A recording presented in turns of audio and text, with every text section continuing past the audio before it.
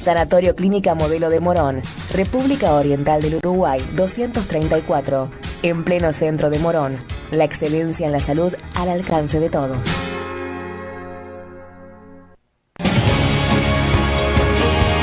Muchas gracias, querido Juan. Seguimos en Radio Salud para todo el país y el mundo a través de nuestra página en YouTube, Radio Salud TV en YouTube.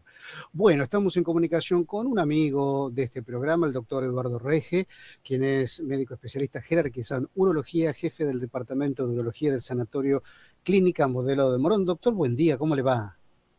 Buen día Jorge y buen día a todo el equipo. Qué gusto verlo y escucharlo, querido amigo. Gracias por atendernos, un placer como siempre. Bueno, ayer cuando yo le proponía el tema, dentro de los clásicos que hay en la urología, y hubo consultas en este sentido, usted hizo muy bien, ¿no? Decir, bueno, maligna o benigna, lo que tiene que ver con las patologías de la próstata, ¿no? Así no nos abrimos tanto en el tema porque es extenso en cada uno.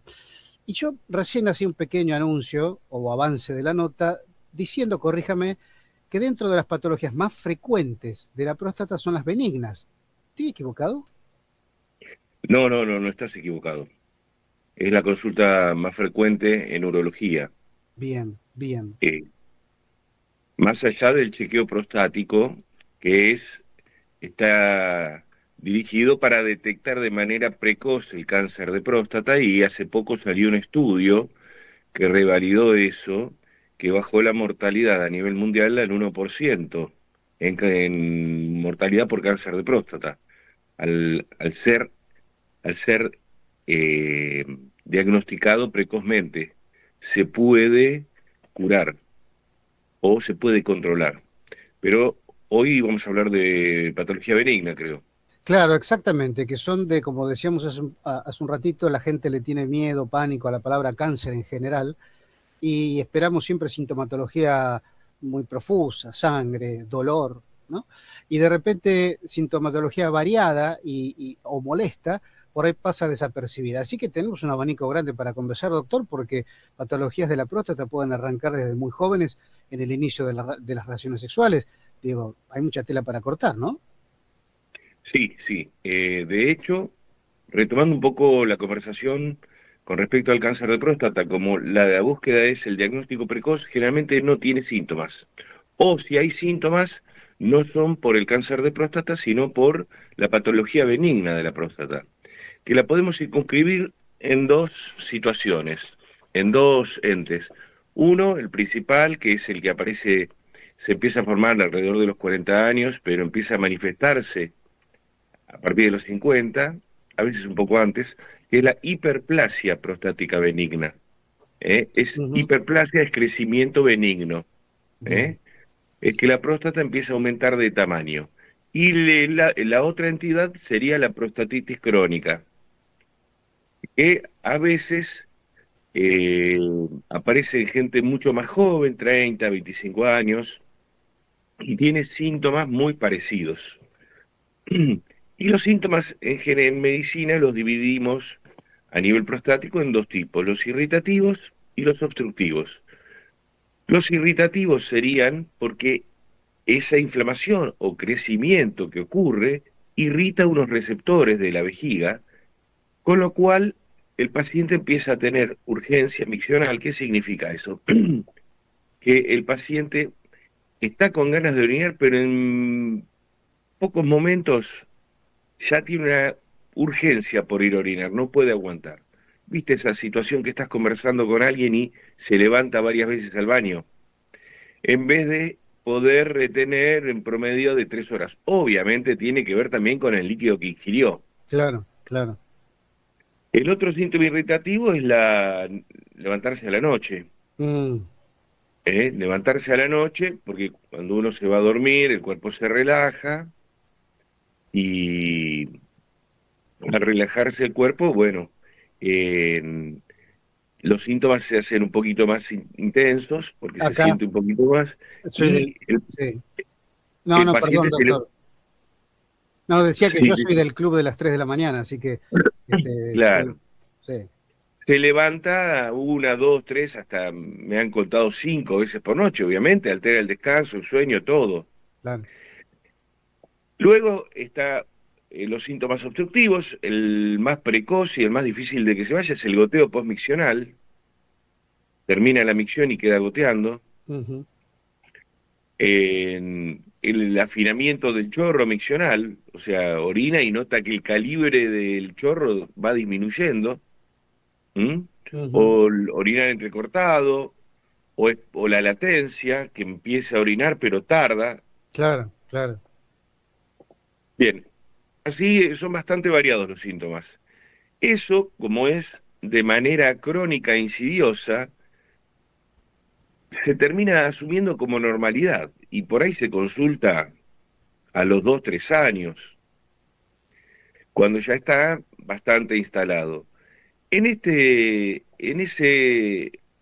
rango de la enfermedad, uno lo puede tratar con medicación. Ajá, bien, bien. Lo puede tratar con medicación que generalmente queda siendo una medicación crónica, la indicación de esa medicación. Hay 3 tipos de medicación, 3 grupos grandes. Uno son los fitoterápicos, que son extracto de raíces y minerales, que eso generalmente se utiliza en la gente joven o en el que tiene síntomas muy leves o Mm, no tolera los otros medicamentos. ok. Normalmente esos medicamentos no traen ningún tipo de interacción o complicación. Luego están los alfa bloqueantes, que lo que hacen es relajar un músculo, un esfínter interno que tiene la próstata y desinflama todo el tejido y mejora la micción. Ajá. Los alfa bloqueantes son los más usados en patología benigna antes de decidir la cirugía, ¿no? Sí, sí, sí, claro, claro. Te menciono algunos como la tamsulosina, la terazocina, la silodosina o la doxazosina, por mencionarte. Ujú. Esa medicación tiene como contrapartida que a veces baja la presión, entonces hay gente que no la tolera, porque imagínate, si bien algunos prospectos indican que hay que tomarlos a la mañana, la mayoría de los urólogos lo indican a la noche, porque si el paciente tiene un bajón de presión, lo agarra acostado Claro. y no está mareado. Pero a veces hay pacientes que no la toleran porque se levantan a la mañana bombados, con la presión baja, mareados. Entonces, Ujú. ese es un problema. Hay que ver si el paciente tolera esa medicación. Normalmente la toleran, pero bueno, el pequeño porcentaje que no la tolera, hay que buscar otra alternativa. Y lo otro es que provoca retroeyaculación. Esa medicación provoca retroeyaculación, que en algún paciente le resulta molesto, porque al momento de tener sexo quiere emitir el semen. Hay que diferenciar la eyaculación del orgasmo. Si bien ocurren en el mismo momento, la sensación de orgasmo la va a tener. No va a tener la emisión del semen. En realidad el semen, por ese esfínter que se relajó, se va a ir para la vejiga, se va a mezclar con la orina y después se va a orinar. Claro. Si al paciente eso no le molesta, no le importa, sigue con el tratamiento. Si eso lo afecta, a nivel de que le afecte en su vida cotidiana, bueno, hay que buscar también una alternativa. La hay. Y estaría el tercer grupo. Sí, sí, hay que ver, ¿viste? Hay que Ujú. hacer, hay que hablarlo bien con él. Las otras los otros drogas tardan en hacer efecto. Hay que ver a qué techo de mejoría llega. Claro. Hay que charlarlo. El otro grupo están el finasteride y el dutasteride, que también son usados en la alopecia. Tardan en hacer efecto, tienen sus bemoles, por decirlo de alguna manera, pero el principal es que baja la libido y baja la potencia sexual. No siempre, pero en un porcentaje, un 14% aproximadamente. ¿Y Y eso también, la acción terapéutica del finasteride, cuál sería indicada por ustedes? cuando en las próstatas muy grandes, logra reducir el tamaño hasta un 30% en el caso que más actúa, ¿no? Ok, mejorando la Y micción. mejorando la micción, exacto. Y además, indicado con la tamsulosina en combinación, se potencian. Ah, ok, ok. Desinflama mucho el tema prostático. Y agrego un cuarto grupo de medicación, una sola, entraría acá, que es el tadalafil. El tadalafil, que es, se desarrolló luego del sildenafil, que se usa para la impotencia. Ujú. El tadalafil en bajas dosis, 5 miligramos por día, que se usa mucho para el tema de la erección, se ha visto que ha mejorado mucho los síntomas prostáticos. Incluso se utiliza en combinación con la tamsulosina. Y algunos lo utilizan cuando tienen que indicar dutasteride o finasteride para compensar ese descenso en la libido y en la erección. Ah, Como bueno, ves, hay un montón de opciones a nivel de medicación. bien. Alternativas indicadas para cada paciente, por supuesto. Todo esto es medicación bajo receta e indicada, que a nadie se le ocurra simplemente decir, che, a ver si me lo puedo comprar. No, no se lo van a vender. Así que esto es simplemente un mensaje mío personal. Así que esto, como decía hace un ratito, es una charla explicativa y educativa en este sentido. Ahora, doctor, con respecto, usted decía que toda esta medicación en determinados pacientes puede evitar, no sé si la palabra es evitar, una cirugía. Sí, varias cosas. Una de ellas es tratar de no llegar al momento en que hay que decidir que se tiene que operar. La otra, obviamente, mejorarle la calidad de vida, Ujú. que es la principal. Y cuando uno apunta a la cirugía, también es mejorarle la calidad de vida. El tema es que el proceso, la enfermedad, avanza a un nivel que la medicación no es efectiva y en esos casos hay que valorarlo con el paciente, cuáles son las expectativas que tiene, porque hay gente que no quiere operarse por una cuestión de edad, por una cuestión de temores, por una cuestión de eh, problemas cardíacos, el problema que tenga. Ujú.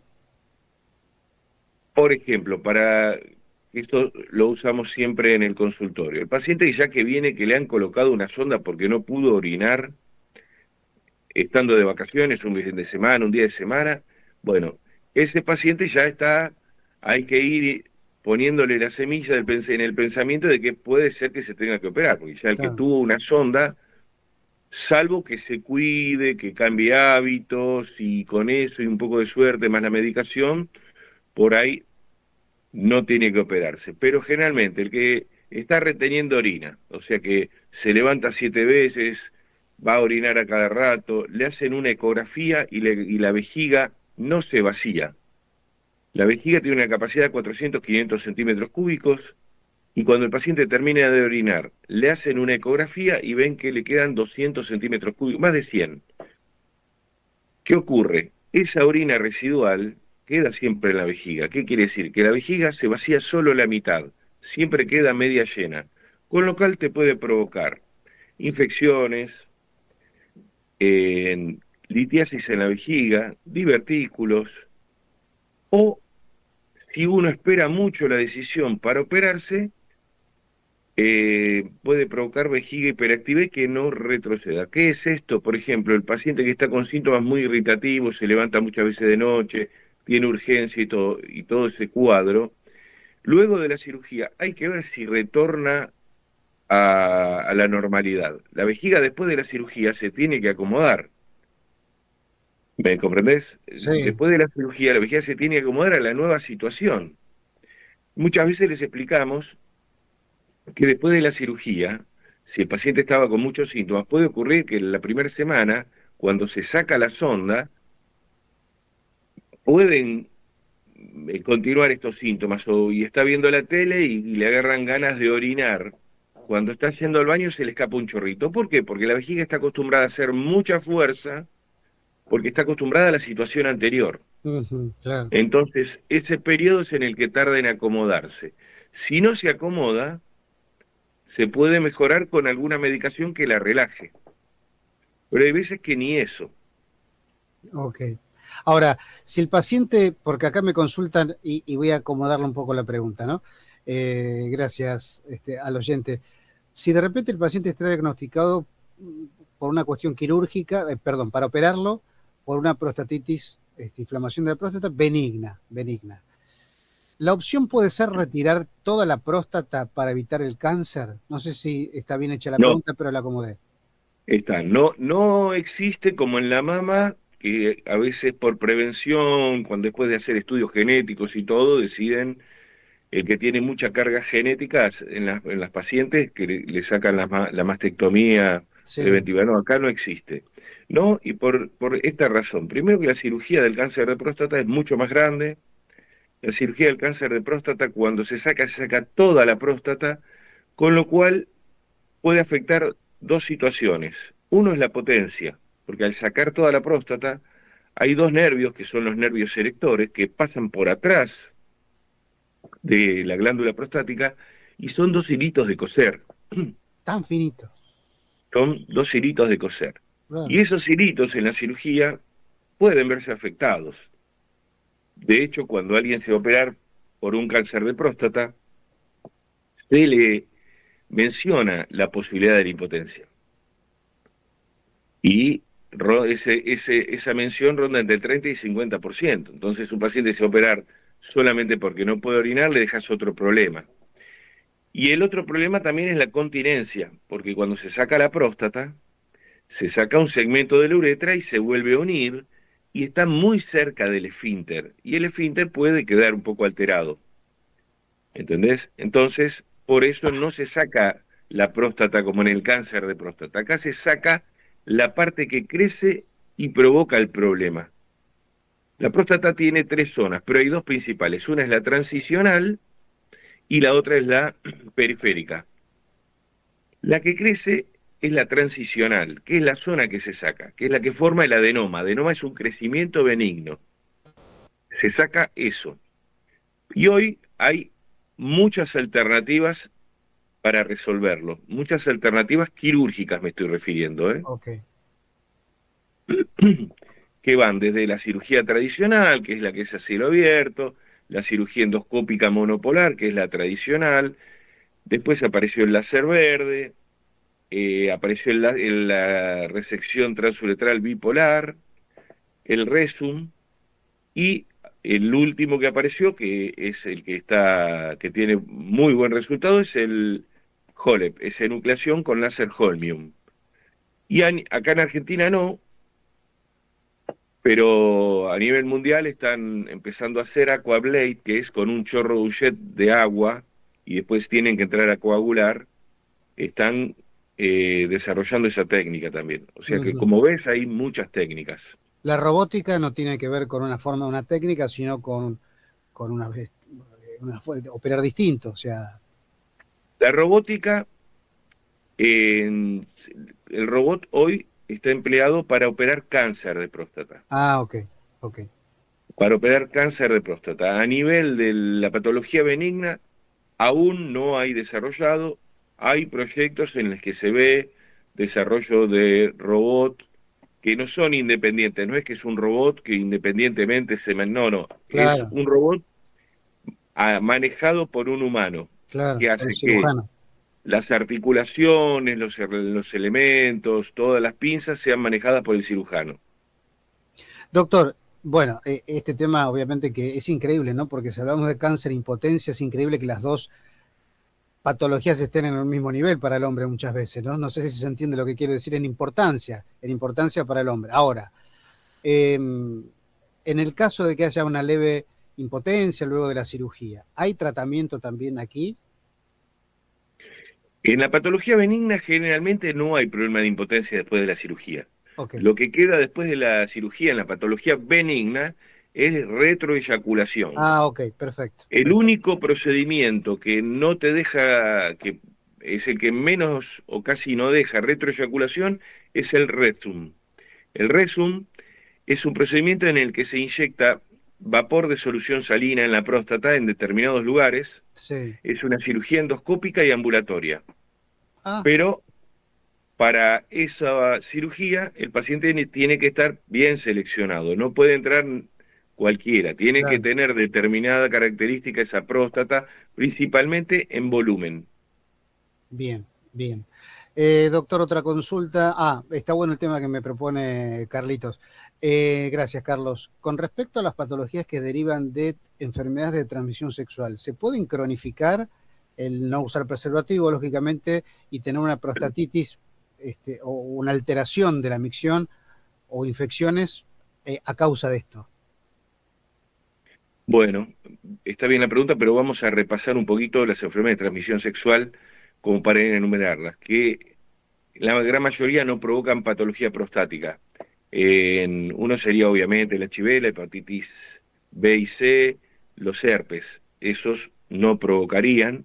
Después tenés las uretritis, que pueden ser gonocóxicas, o sea, por gonorrea, o no gonocóxicas. Esas pueden dejar una secuela de prostatitis.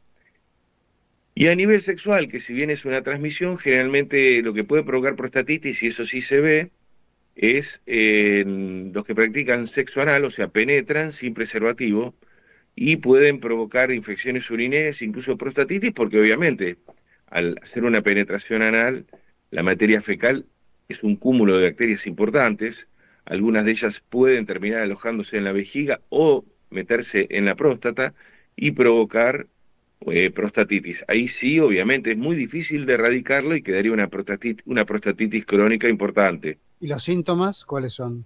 Y muy molestos, muy similares a una hiperplasia con muchos síntomas.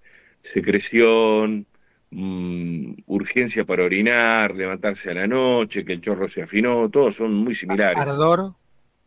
Ardor también, exacto. Ok. Pero generalmente cuando es ardor, fiebre y dolor, uno está pensando no en algo crónico, sino en algo agudo. El ardor puede persistir mucho tiempo, incluso cuando ya el cuadro se cronificó. La dificultad estriba en que el acceso al antibiótico de la medicación para tratar esas prostatitis a la próstata es complejo por la irrigación que tiene, con lo cual en vez de ser tratamientos de 15 días, son tratamientos de 4 semanas, 6 semanas, y a veces, a pesar de eso, tiene dificultad. Ujú. Bien, bien. Otra de las tantas razones para cuidarse con preservativo. Creo que cada vez que uno habla, digo, no hay forma de que se conciba la posibilidad de no usar preservativo ante eventualidades como las que estamos conversando, ¿no? Que son todas, absolutamente todas y las más variadas.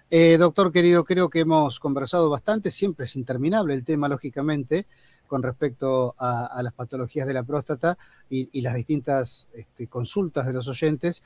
Pero bueno, para que quede claro, porque acá repreguntan entonces, si el paciente tiene indicación de cirugía por una patología no benigna, sacarse toda la próstata no previene el cáncer, entonces. No, no, no se la va a sacar nadie porque no es indicación. Ah, Es ok, como ok. si le proponen, mira, ¿sabés qué tengo? Me duele la cabeza, cortámela. No, Bueno, no es, no es indicación, está no, bien, está bien, está bien. no lo va a hacer nadie. Ningún Claro. neurólogo lo va a hacer, porque sería No, no, no, mala son, praxis. no, claro, son dudas que surgen de los oyentes, ¿no? Uno cuando no es médico pregunta estas cosas. Perfecto, listo, bárbaro entonces. Entonces, lo bueno es que hay mucha gente que está diciendo que hay opciones no quirúrgicas, pero llegando temprano. Acoto yo, no sé si está bien o mal, pero... Sí, esto lo aclaro. Hay opciones no quirúrgicas que son los medicamentos, que hay que ser disciplinado, cumplir el tratamiento. Puede ocurrir que el proceso, porque también depende de la constitución de cada uno, como dije antes, de los hábitos, un paciente con sobrepeso generalmente también le crece la próstata, Ajá, la dieta, café, picantes, alcohol, todo eso perjudica. Y después, bueno, la carga genética de cada uno, ¿no? Hay pacientes que con la medicación están toda la vida y se estabiliza el problema, y en otros que lentamente o rápidamente avanza hasta que uno le tiene que decir, bueno, mira, te tenés que operar. Hay una instancia que también hay que tener en cuenta, es que puede estar para evitar la cirugía tomando la medicación, pero hay que fijarse, que esto sí me interesa remarcarlo, en la vejiga. La vejiga es un músculo diferente al músculo esquelético. Y si la vejiga trabaja forzada durante muchos años, y hablo de décadas, empieza a desarrollar lo que se llama vejiga de lucha. es el músculo ese hipertrofiado de tanta fuerza que hace. Y a diferencia del músculo esquelético, que uno lo puede hipertrofiar, deja de hacer ejercicio y recobra un tamaño normal, en la vejiga no hay ese proceso. Lo que puede ocurrir es que de la hipertrofia, en algún momento claudica y se atrofia. Entonces ya no tiene músculo. Y viene el paciente ya con la decisión de operarse, estoy hablando después de décadas, ¿no? Ujú. Se opera, pero igual orina mal porque esa vejiga no tiene fuerza. Con lo cual tiene que ayudarlo con fuerza de la prensa abdominal o a veces incluso hemos indicado cateterismo intermitente limpio. ¿Qué quiere decir? Que cada 8 horas el mismo paciente tiene que aprender a drenarse la vejiga con una sonda. Eso ocurre después de esperar mucho tiempo sin tomar la decisión y por ahí tomar la medicación o no tomarla sin control. No es muy frecuente, pero hay que comentarlo esto porque el control es muy importante. Doctor querido, muchísimas gracias. La vejiga hiperactiva es otro tema para poder conversar, ¿eh? Que no tiene relación, creo, ¿no? Con lo que estamos hablando. No, en la mujer. En el hombre, la vejiga hiperactiva generalmente se inicia, la gran mayoría, por una hiperplasia prostática benigna. Ah, bueno, perfecto, entonces. Podemos hacer parte de los temas que podemos conversar la próxima vez, si me lo permite, Dale, con querido gusto, ¿eh? doctor. Gracias, como siempre. Siempre Bueno, le digo lo mismo, me es muy difícil despedirlo, pero no me queda otra. Así que, bueno, un placer escucharlo. un abrazo, saludos al equipo y a los oyentes. Hasta Gracias, luego. querido doctor, ¿eh? Bueno, siempre un placer, como siempre le digo, conversar con el doctor Eduardo Rege, médico especialista jerarquizado en urología, jefe del servicio de urología del Sanatorio Clínica Modelo Hombro. Nos encanta tanto hablar con él y son tantas las preguntas. ¿Y por qué son tantas las preguntas? Me estaba pensando mientras lo escuchaba, ¿no? Porque son preguntas que habitualmente esquivamos, los hombres, ¿no? Obviamente, próstata. No hacemos, esquivamos, eh, escondemos porque somos hombres, porque nos da vergüenza, porque lo que decimos siempre, la mujer está mucho más acostumbrada a hablar temas íntimos con más naturalidad, con más confianza, entre amigas, con el médico, con su médico de cabecera, que prácticamente es el ginecólogo, y a nosotros nos cuesta tanto hablar que cuando hacemos preguntas abombamos tanto, tanto porque son preguntas que no hicimos nunca o que nos cuesta hacer, ¿sí?